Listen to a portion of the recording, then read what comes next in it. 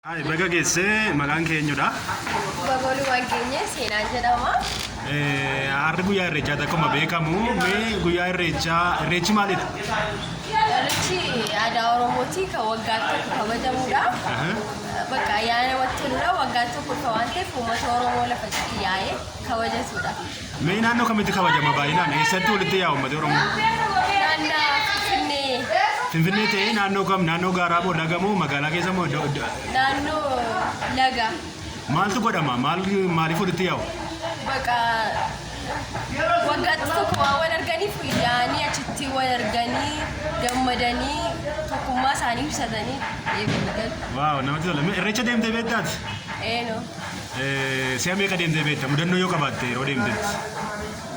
Mudannoo qabu garuu waggaan nan deema. Waaw, namatti tola baay'ee. Inni irreecha baranaan sigee irreecha bara boonsaa ga'uun jedha. Ergaa yoo qabaatte dhumarratti namoota galateeffattuu fi namoota baga keessan ittiin jettu. Uummata Oromoo jiran hundumaan baga ittiin sin ga'een jedha. Galatoomii seenaa. Galatoomii.